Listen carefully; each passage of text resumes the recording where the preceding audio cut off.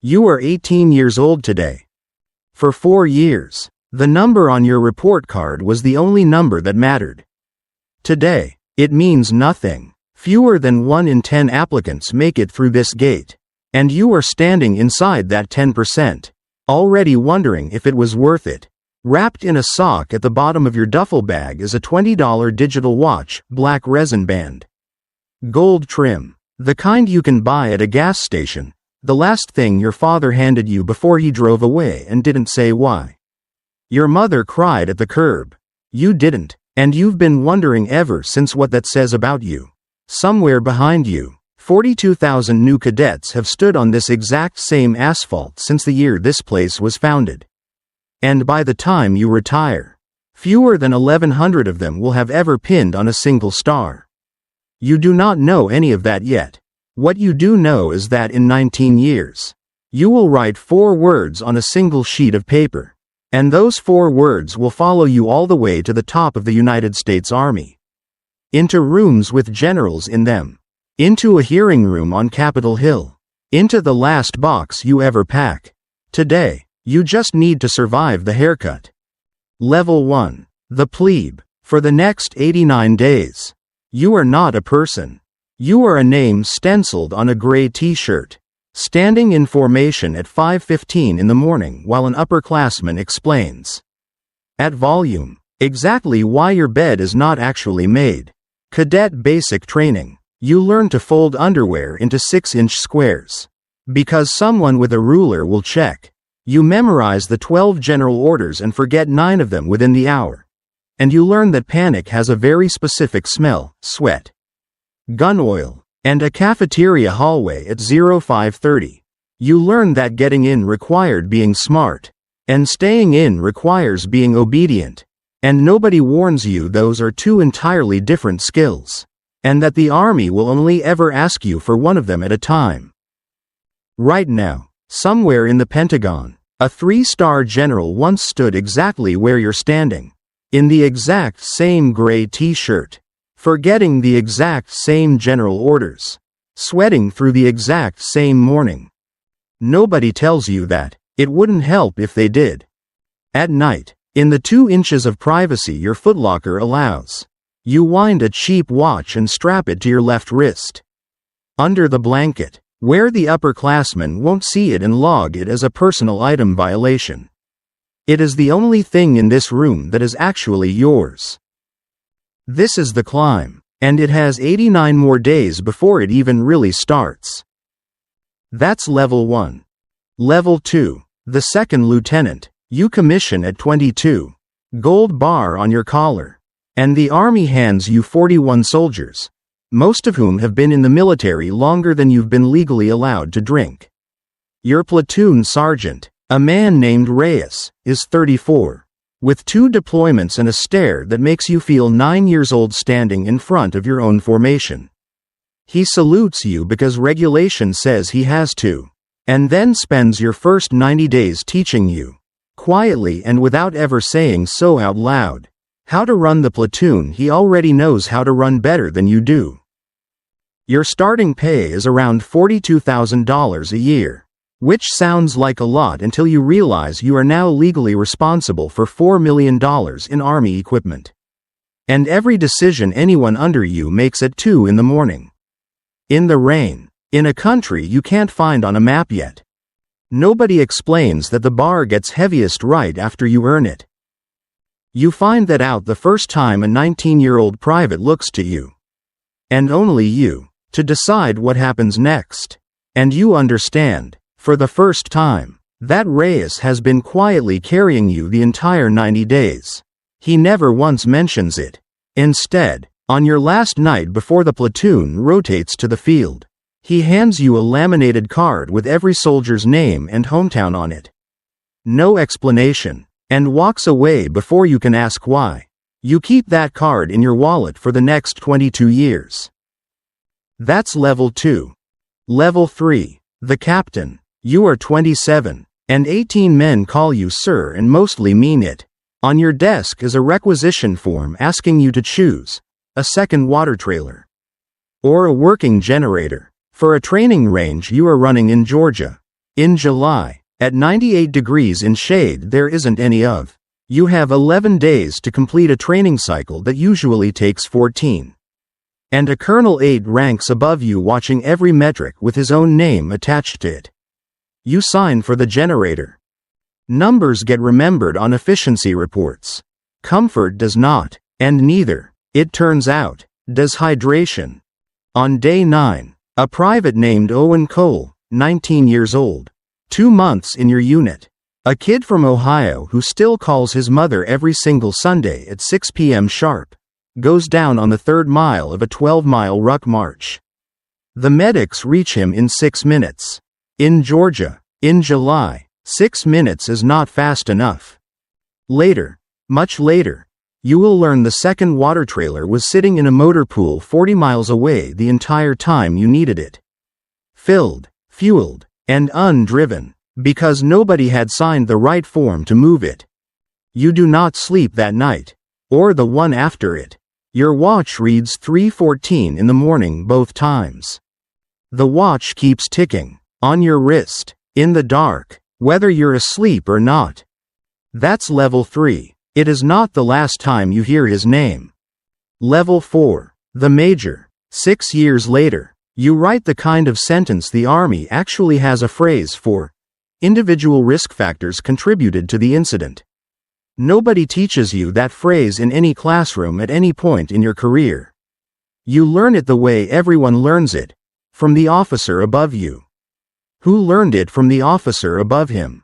All the way back to whoever wrote it first, decades before you were even born. The alternative sentence, the one about a water trailer 40 miles away, filled, fueled, and undriven, would end 2 careers instead of none. Yours is one of them. The report is 11 pages long. Page 1 names a private. Page 11 names a training deficiency. Worded generically enough to apply to any unit, in any state, in any year. The Army has a euphemism for almost everything. This is just the one you happen to write yourself. You sign your name at the bottom in the same handwriting you use for grocery lists and birthday cards. Which is the part that bothers you most? Months later, at 2 in the morning, when you can't explain why the signature should look any different than it does. You mail a copy of the report to your own commanding officer. Per regulation, and a second copy disappears into a records center in St. Louis. Into a filing system that holds 18 million documents and rarely gives any of them back. You assume, that day, that this is the last time you will ever see it. That's level 4. Level 5, the lieutenant colonel. You take command of a battalion, 600 soldiers, $400 million in equipment, and a promotion board sitting in a windowless room in Virginia that will decide, in 11 months, whether you go any further at all. Below the zone selection, only 8% of majors get picked a year early. You are one of them, which should feel like winning, and mostly does. During your change of command physical, a flight surgeon flips through your file, pauses on a page from 6 years back, and asks, without looking up from the folder, "Cole, that yours?" You say yes. He writes something in his own notes you don't get to see, and moves straight on to your blood pressure like nothing happened. That's the entire conversation, 11 words, and a blood pressure cuff. It takes you 4 days to stop replaying it, and on the 5th day, you request your own copy of the original file, through official channels, using your actual rank for the first time to open a door instead of close one. The request gets denied. Files that old require a general's signature to release, and you don't have one of those yet. That's level 5.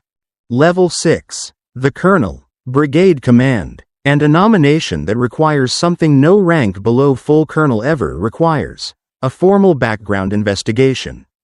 The exact kind normally reserved for federal agents and Supreme Court law clerks. An investigator with a government badge sits across a folding table for 6 hours and reads your entire career back to you out loud. Page by page, in a government building with fluorescent lights that hum just slightly too loud.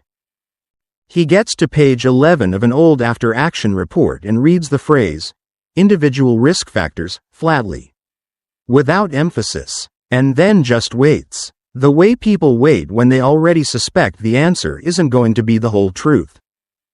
18 years of paperwork, 4 commands, 2 continents, and this is the only page anyone has ever asked you to explain to your face.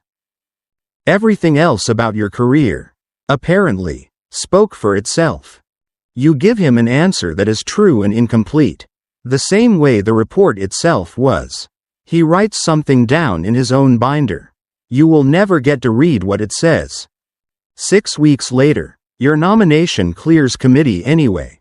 Nobody tells you if the file mattered, or if it never mattered at all. And that silence turns out to be its own kind of answer. That's level 6. Level 7. Brigadier General, 1 star. Pinned in a ceremony with a flag behind you and a Senate confirmation vote already behind that. Fewer than 1% of officers who ever put on this uniform will wear this rank. Nobody hands you a manual for the other 99% of the job. There isn't one. There's a new duty that comes with the star. One nobody mentions at the ceremony itself. You now personally sign every condolence letter for every soldier who dies anywhere under your command. Sometimes 40 letters in a single year. Each one with a name, a hometown, and a mother who will read every word of it twice. Before the ceremony, straightening your jacket in a hallway mirror, you catch your own reflection for half a second too long, the scar above your right eyebrow. Still there, same as always, same as it's been since before any of this, and you remember distinctly that nobody signed a letter to Owen Cole's mother. A captain wrote a training report instead. You start writing the letters by hand. Every single one. No template. No staff officer drafting it for you. That's level 7. Level 8. Major General, 2 stars. A division of 17,000 soldiers. And a budget request on your desk that looks almost exactly like the one from 27 years ago. Except the number now has 6 more zeros on the end of it. Water trailers and hydration logistics. Or a modernization program the Pentagon wants photographed for a press release next quarter. You approve the water trailers. Nobody notices. Nobody writes an article about the disaster that quietly didn't happen. Because of a line item nobody outside your headquarters will ever read. The Army hands out medals for the soldiers who run into the fire. It has never once had a medal for the general who spent $400,000 making sure nobody had to. Your aide, filing the approval, asks why you bothered. The modernization program would have looked better in the annual report. You tell him it's a logistics call. You do not mention Georgia. You do not mention July. That's level 8. Level 9. Lieutenant General, 3 stars. A seat in a hearing room on Capitol Hill under lights bright enough to sweat under. And a congressional staffer flipping through a briefing binder who mentions, almost in passing, Incident Report, File 04, 1187, as one line of historical training safety data among 200 others in the same binder. You know the number before he even finishes the sentence. To him, it is a footnote in a slide deck he'll forget by lunch. To you, it is a 19-year-old's name from Ohio. 32 years gone, still perfectly legible in your own handwriting if anyone ever bothered to pull the actual file. Washington is very good at turning a person into a citation. After the hearing, you finally have the rank to request the full file yourself. No committee, no denial. You have it delivered to your Pentagon office instead, sealed, and it sits on the corner of your desk for 11 days before you open it. Inside, unredacted this time, is a maintenance log. The second water trailer had a transmission failure 6 weeks before Georgia. Reported, logged, never repaired, never replaced. Nobody hid anything. Nobody lied to you. A truck was just broken. And no one moved fast enough to fix it before July. That's level 9. Level 10. General, 4 stars. Fewer than a dozen exist in the entire United States Army at any single moment. In a force of 500,000 soldiers. And you are one of them. On your last day in uniform. 42 years after a bus stop and a $20 watch. An aide asks whether you want the old maintenance log framed for your office wall. Next to the medals. 42 years. And the Army still thinks a wall is where the truth belongs. You tell him no. You tell him to mail it instead. To an address in Ohio you have kept folded in a drawer for 11 years and never once used. He doesn't ask why. Nobody at this rank ever asks you to explain yourself again. The watch keeps ticking on your wrist. It's the same one it always was. That's level 10. That's the whole climb. Somewhere right now, on a kid's wrist, at a bus stop with a duffel bag and a mother crying at the curb. A $20 watch is ticking. He doesn't know yet whose name he'll carry all the way to the top. Or how many ranks it takes before anyone lets him read the whole truth of it. He doesn't know what a signature costs. Or how long it stays wet on the page. Or how far a person can travel and still end up standing in front of the exact same decision. He'll find out the same way everyone else did. One level at a time.